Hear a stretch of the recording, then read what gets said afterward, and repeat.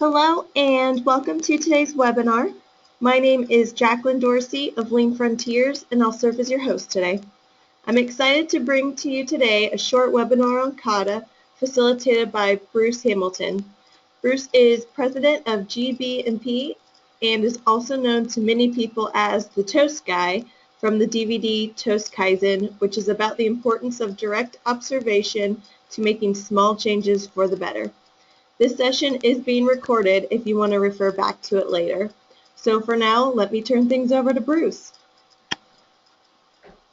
All right. Okay. Thank you, Jacqueline. So yeah, I'm Bruce Hamilton, sometimes known as the Toast Guy or Old Lean Dude for a blog that I write. And I was asked if I'd talk a little bit about Kata, and which is a great topic. It's an important topic to me, but I thought I would take a slightly different approach. There's so much on the web about Kata. It's all pretty good. Kind of referring to the science or the meta science of the improvement kata and the coaching kata, and I'm going to refer to that as I go, but I wanted to add some grounding and maybe suggest some other sources of information. Mike Rother gave a presentation at our conference shortly after the book Toyota Kata was published, and I felt that it really did a wonderful job of summarizing a huge gap in thinking. And we subsequently produced a video to support that's improvement kata. But there's a number of other books that come along, some thoughts that come along the way, and I'd like to try to put this in perspective because we're now about a half a century into this improvement process. I haven't been around for all of it, but I've been around for a part of it, and I wanted to relate and pass along a couple of additional resources and things for you to think about as you approach your kata. So let me start off with the idea of science, as Mike talks about the meta science. There's a science involved here, and so I'm going to start off with somebody that we all kind of know about, the father of science, the guy that we all learned about in grade school. So I put that down about 1955, where this became something that was important to me. The idea that through observation we can actually predict what's going to happen and run experiments. And so Galileo is the father of science for discovering that. But as you may also know, he was excommunicated from the church for his direct observation because of his pioneering. It took about 400 years for people to actually begin to grasp the idea that that we need to be able to observe directly. Okay, the slogan there at the bottom of that what do we call that banner is nullus in verbia, means take no one else's word for it, and that kind of came from Galileo's thinking. But there's another part up here which is really important. He said something that struck me some time ago. We can't teach people anything. We can only help them to discover it themselves. Another way of putting that might be that communication is in the ear of the beholder. So a lot of the ideas that Mike Rother and others have done a wonderful job to advance are not necessarily like new ideas. They were out there, but we were misdirected, I think. We allowed ourselves to be misdirected. So although there were some things being said, maybe we weren't hearing them all. I'm going to start out with probably the very first book that I wrote, which is why I asked to speak to the idea of many small changes for the better, because this definition of Kaizen came from this gentleman, Masaki Amai, who's still with us. I think he's in his 90s, quite a remarkable guy, and wrote a book in 1986, which for its time was ahead of its time, because most everything else that we were getting, if anything, was kind of about the tools, about observations from the outside. It was about the techniques from the Toyota production system. And Masaki Amai wrote about people part of it, small changes for the better that come from the common sense and the experience of the people who do the work. This stuck with me, and it became my approach. And it was very critical because it was just prior to the 1990s, and I'm going to talk a little bit about the 90s in a moment. The 1990s was not a very good period for advancement what we now call lean. In '86, it wasn't lean. It was, Kaizen or continuous improvement or TPS sometimes or various names like that. The term lean hadn't come along. In fact, there weren't too many consultants. There wasn't much happening in the lean world back in 1986. But it was a very good grounding. Still, incidentally, an excellent book. Here's another book. This book here, and most people have not even heard of this book. This is amazing to me. It was the very first book published by Productivity Press. These are the folks who published just about every book worth reading in the 90s about Toyota production system and improvement. Well, not only about Toyota, but there's some really wonderful books. This was the first book by a gentleman named Ryuji Fukuda. Dr. Fukuda was a Deming Prize winner, and he looked at, and this is all the way back in 1983, he was talking about the manager's role. Now, what's the manager's role in improvement? Okay, so he identified, and I've blown up the diagram a little bit to from the book cover to show you, he referred to reliable methods, a favorable environment, keep everyone practice. So as I listened to Mike Rother back in, I think, 2010 at our conference, talking about Toyota Kata, it occurred to me that we kind of, the lean tools, which Mike has indicated, what he's talking about is a meta-science that really works with lean tools. It's to make them work, to make them purposeful for employees. That's what Ryuji Fukuda was talking about. He was talking about all those methods which have the capability of making it as easy to produce one as many, or producing with perfect quality, those things which we kind of look at as the desirable results from lean manufacturing, or from just lean period. And then Dr. Fukuda talked about a favorable environment, creating an environment where employees would feel in a position to actually make improvements, to run small experiments. Okay, let's refer to that, roughly speaking, as the coaching kata. It's the role of the coach to create the environment, to provide guidance, not to be the problem solver, but to be the coach. And as some former soccer coach for U14 kids, I understand that there's a role for the coach, and it's not to play the game. It's to, provide guidance for the team members. So there's Dr. Fukuda back in 1983, kind of articulating that, not certainly in exactly the way that Mike Rother had, but it was in there. And then finally, keep everyone practiced, which at the time really struck me as this huge discovery that we cannot expect that we would engage employees, even if we created a favorable environment, that we would engage employees to make improvement but not give them opportunity to practice. So the favorable environment created that opportunity to practice, but Fukuda also realized that it was necessary to practice every day. That if you weren't practicing the good practices every day that you weren't, you were doing what you used to do. This essentially is that kata thing that Mike is talking about, that we learn by doing. We learn every day. I learn during the day, and then I go home, I sleep, and I learn while I'm sleeping, and I go back the next day, and I learn a little more. And it's a cumulative thing, and this is how people learn. So to keep everyone practice, which I personally found to be the most difficult thing to do, is often what was missed. So even if we identified the tools and tried to create a favorable environment, we made a faulty assumption that somehow or other people would just learn this, sort of like that headset that in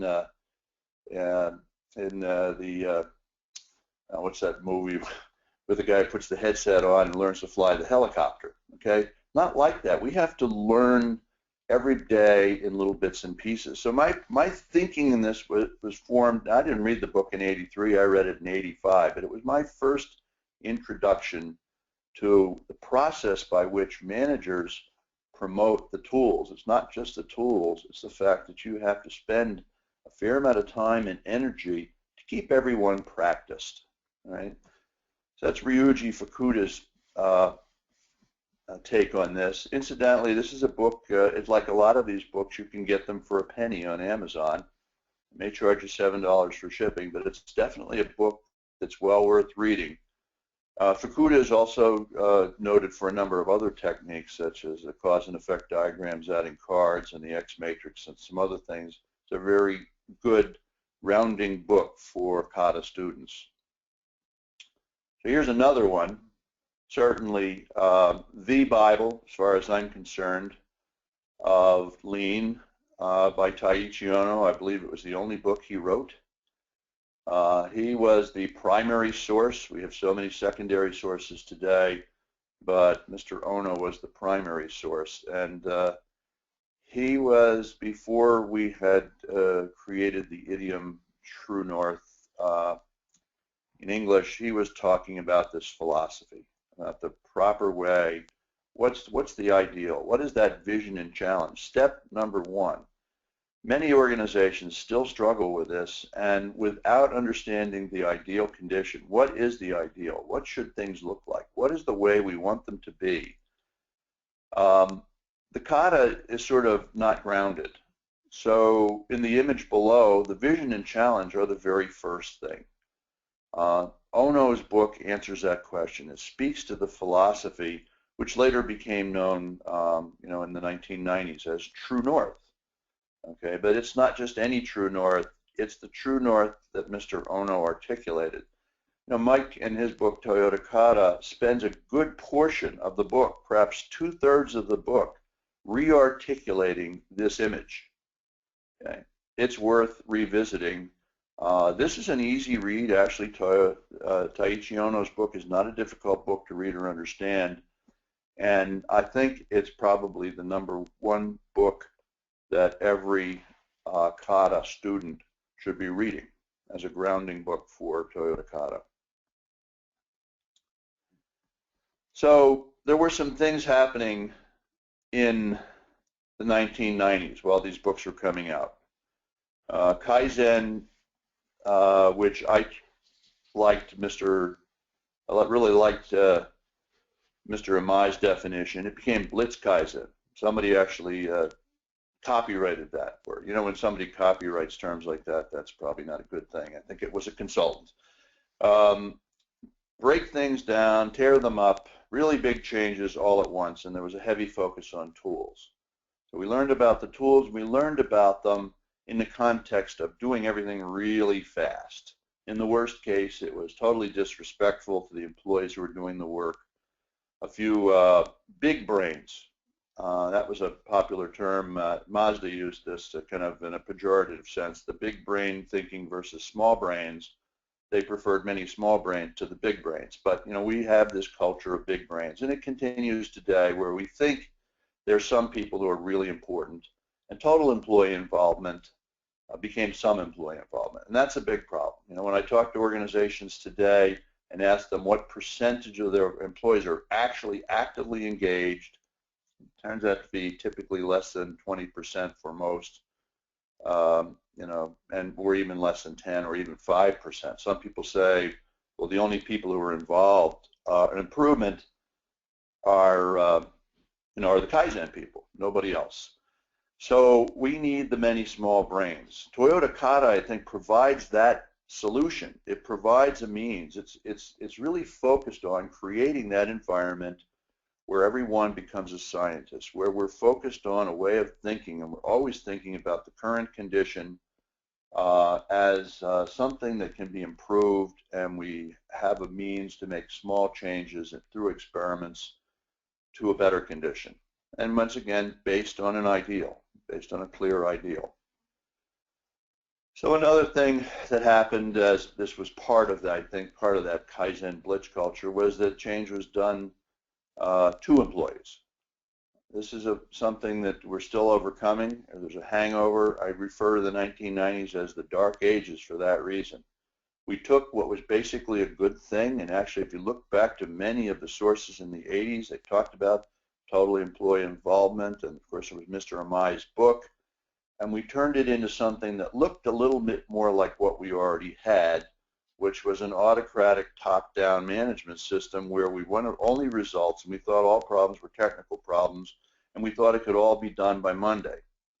Okay, so we went through a good deal of the 1990s with these conditions, and self-directed work teams. That was another thing. Things that were sort of came out of American business, and you wonder where it came from. And none of this stuff came out of those sources. This was all made-up stuff, and it set us back. It created an image, in total, which gave lean a very bad name. Focused on cost, head chopping, and so we entered into the 21st century kind of wondering, well, where's the benefit? Where's the beef? We don't seem to be getting any benefit out of this. We just seem to be retrenching all the time and restarting our lean efforts.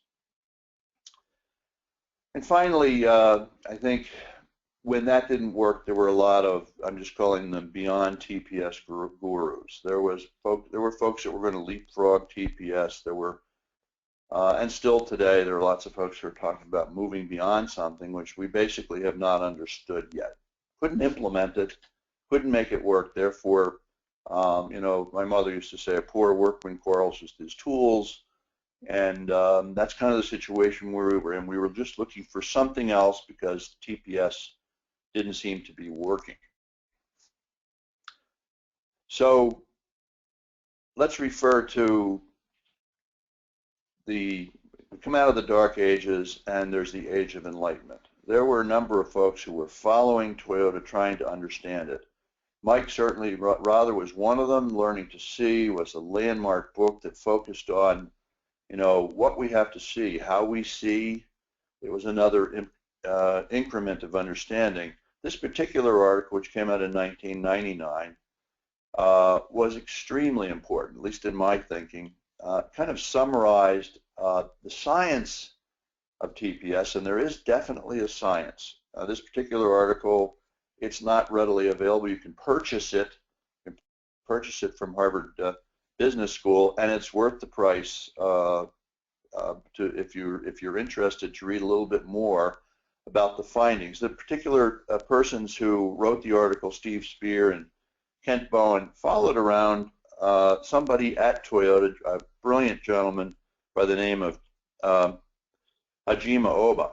Mr. Oba ran the Toyota Suppliers Support Center at the time, and he agreed to let them follow just to try to understand the system. And what you see here is kind of the makings of what Mike later articulated in Toyota Kata, with the learner, leader, teachers, creating an environment where human development was continuous and where learning was continuous, and that all based upon a process, a scientific method where many small experiments were run with both the coach and the learner working together. They didn't use the term coach and learner, but it's definitely implied within the article. So it wasn't just the science, but there was a social science involved that was incredibly important. That was the thing that often we didn't see. Notice also from the article, they made the point, again, 1999, Toyota does not consider any of the tools or practices such as Kanban or Andon as fundamental to the Toyota production system. They saw them as countermeasures which could be used within the context of the Toyota production system. And essentially, that's what Mike Rother is saying today. Yeah, all of those things are good if they're used within context of a meta science which enables people to actually make many small changes, make experiments, an environment that's favorable for that. So, and I know 2004, I recall attending a 10th anniversary of founding of LEI, and Jim Womack declared 2004 as the end of the age of the decade of tools. It actually had been going on for a little bit more than a decade, and unfortunately, we hasn't really reached an end. I think he was wishing that maybe it reached an end. Of course, there's nothing really wrong with the tools. The issue is that we haven't found a good way in which to engage employees to make those practices, to put them in context of a larger system where they understand that ideal and they understand current condition, and they set a reasonable target condition, and then have a means and an environment where they can run small experiments, feel supported, run many small experiments every day. It's, you know, the slogan of my organization is everybody, every day. It's kind of based on that thinking. And then finally, okay, I shouldn't say finally because I don't think this the finality. We have, you know, there's the research which Mike Rother has done to take a look at that this past 20 years and ask the question, why haven't these techniques, which appear to be essential to Toyota's success, why haven't they worked for most other companies? What he discovered was that, in fact, there is this meta-science. There's this way of thinking. It's practiced. It's a set of routines. It's a set of katas. And, you know, what's implicit in that is we do have a set of katas. We do have things which are second nature to us. They unfortunately don't represent the right katas. We rush to solutions. We look for big changes. We engage only a few people. You know, we have the big brain versus the small brain. So everything within Toyota Kata is intended to reverse that condition. And the critical part of this is that it needs to be something which happens for everybody every day. It's a big challenge. Many organizations will continue to look strictly for results. They're lured by the consultants who will tell them that they can have huge results within, you know, you can lose 100 pounds within 6 weeks. Those things, those are as attractive to many managers as weight loss is to the folks who are, you know, sort of making their New Year's resolutions now. But the power of Toyota Kata is absolutely in its ability to engage many people, managers and employees, in a contract, in a science, with a team, in a team effort. You know, folks at Toyota will tell you that employees are the most valuable resource, and nobody can know more about the problems than the person who is right at the workplace. Toyota Kata creates that opportunity for management employees to work together to make significant improvement. So I leave you with this last quote here, which actually comes from a guy named Tomo Sugiyama. Another book I would mention. He points out that practice does not make perfect. Practice makes permanent. Ryuji Fukuda made that point as well. I think this is the whole point of Toyota Kata, that if we would like to learn, we have to unlearn. If you have a bad golf swing, you have two problems. First is you have to unlearn the old golf swing, and the second is you have to work hard to get practiced at the good golf swing so that it becomes second nature to you. Toyota Kata is a wonderful tool to create that opportunity for people. So that kind of wraps up my presentation this afternoon. I know we have KataCon coming up in February, and I think Jacqueline will have a little bit more to say about it. I write about Kata and improvement pretty regularly on my blog, Old Lean Dude. I'd encourage you to log on at any time. And I will be at KataCon along with one or two other associates from GBMP, and I hope to see you there. So thank you, Jacqueline. I think I'm finished. All right. Well, Bruce, thank you for facilitating our session today. As Bruce already mentioned, he and his company, GBMP, will be a sponsor at the upcoming Kata Summit, also known as KataCon 2, on February 18th through 19th in Florida. Every person that attends this summit will receive an award-winning DVD about Kata provided by GBMP. So we will also provide a link to where you can purchase this DVD following the webinar. And to learn more about KataCon, please visit www.katasummit.com. As mentioned previously, today's webinar is being recorded, So look for an email following our time together for a link to the recording. And you feel free to share this throughout your organization. So again, thank you, Bruce, and thanks to each of you for participating in today's session. Goodbye. Bye-bye.